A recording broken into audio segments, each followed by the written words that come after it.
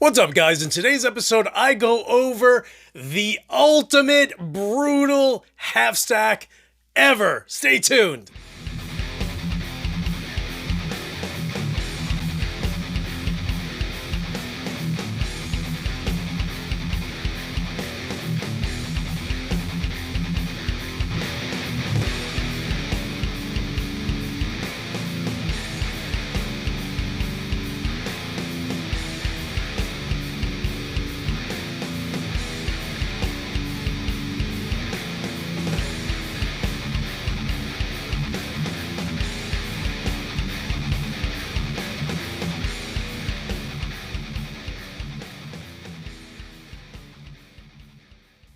What is up, you guys? It's your boy Louie Torres, and if you're new to the channel, welcome. Hit the subscribe button now, because you're probably going to be hitting it anyway, at least between now and the end of this video, just because you gotta be fly. Anyway, alright, so let's go back to 2016 when I decided to start playing again. But keep in mind that since 1987, I've always had a guitar. Leading up to 2016, I actually had a full stack, just never played it. It just collected dust. I ended up buying it from some guy locally, and every once in a while, I would dabble-yabble, but, you know, it wasn't anything. It was just like, let me just play a little guitar. But I would literally play for 10 minutes once a year. So it wasn't, it was literally 20 years where I always had a guitar. At some point I was just like, let me just get a bass, and I bought 2 6-string basses. So I always had an instrument with me. Just literally took a hiatus from being serious for about 22 years, give or take a bit. So again, let's go back to 2016, which is when I decided I need to start playing again and take it a little more seriously than when I did as a kid. So all of a sudden, I kind of noticed locally, let me just buy a new amp, and there were some guys that were selling PV6505 pluses with, a Marshall cabinet, a Mesa cabinet, a Randall cabinet.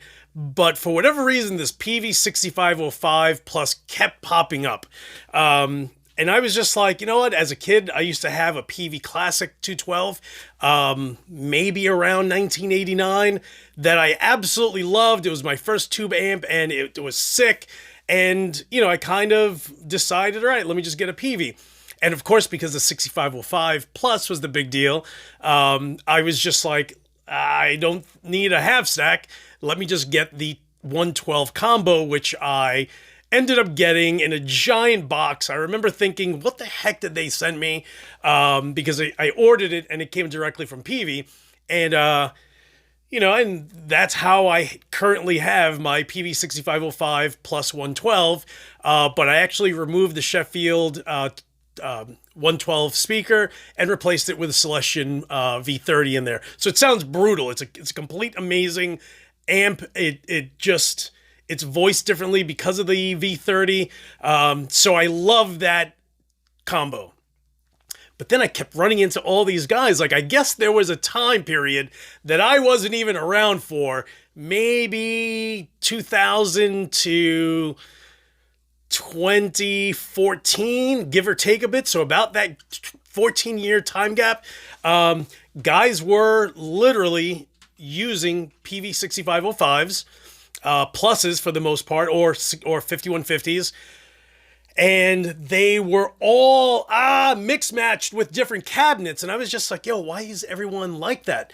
Like, I feel like as a kid, if I had, and when I was younger, I had a Fender M80, but I had the head and the matching cabinet. If I had a Marshall, I had the head and the matching cabinet. So for me, that's kind of like my old school way of thinking is, if you have a Randall cabinet, you should probably be pairing it with a Randall head.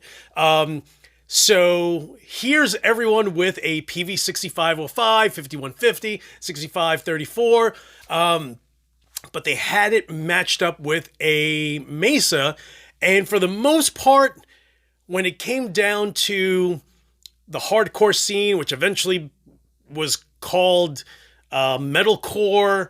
You know, I played in a band called Confusion years ago, and that was kind of the initial take of deathcore to some degree. So I kind of was like, did they just realize that maybe this combo worked? So I get my PV 6505 112. I end up switching the speaker out with a V30. So I already have that voicing in my head. And then I start buying my Marshalls, and got a Marshall head, got a Marshall cabinet, ended up getting that cabinet first, got that cabinet second, got the 212 after that. Then started dabbling with Mesa, ended up getting, what did I get first? Maybe I got a cabinet first, then I got the dual rectifier. And if you guys have ever heard of Skinless, Noah Carpenter lives near me. So at some point I had 2 dual rectifiers with a matching Mesa cab. I ended up selling one to Noah Carpenter, who's a sick guitarist. The guy was in my house for about an hour, and it was an hour of just my jaw dropped, along with this guy Tom, who's out in the Utica area, Utica, Syracuse, another sick guitarist, McCormick. So here I get all these different takes on what everyone likes and the voicing that they are running into. And, you know, here I am still buying. When I was younger, I had a Randall ES 100 or an RG 100 ES, same head that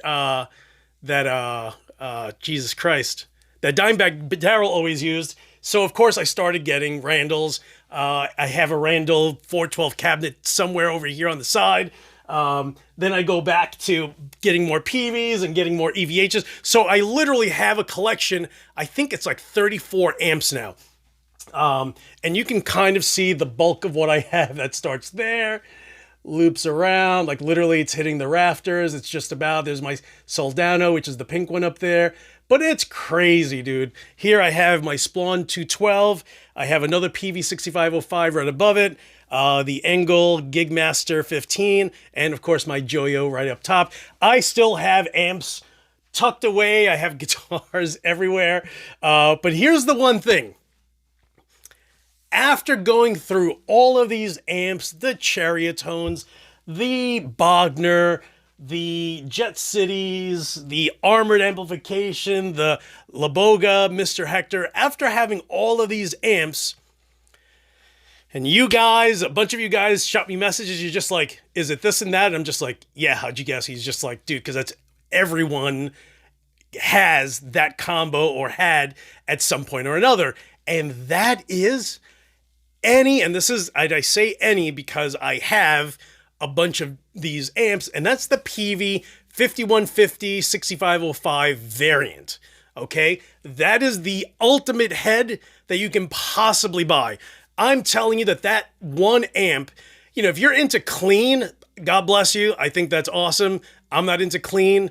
I don't know which one is supposed to be better than which, but I think one, maybe the 6505 Plus's clean channel is better than the 5150 or the 6505. But again, I'm not into clean, so, you know, pick one. If you play clean, I don't know, figure out which one is the one that has the best clean channel.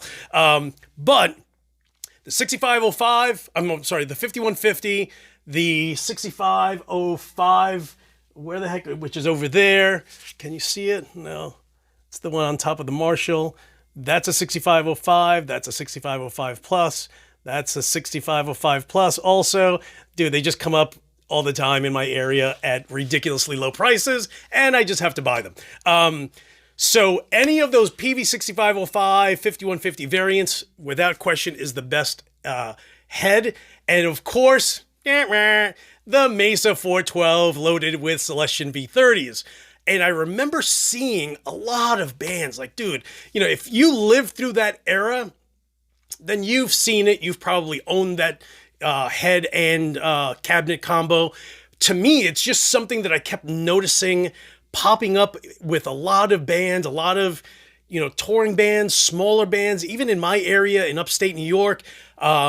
So after having all of these amplifiers, like without question, dude, if you are looking for an amp to chug your life away and just end up with huge tone that you can throw an overdrive in, and people are just like, dude, why would you ever use an overdrive? That's because it's probably easier to just dial back the gain stage in the PV and then just utilize your overdrive, and you can use like a Maxon OD808 and be completely fine with that. And it just helps you just tighten your tone because, the PV 5150 variants are not like a Mesa rectifier. That thing is just muddy as fuck. But the PV, it's a little bit, you need a little help with it. You honestly do, but again, you want to dial back the gain a little bit and then just use your overdrive pedal from there with the drive down to 0 or maybe a little north from there. But there you have it. And, and again, this, take it with a grain of salt.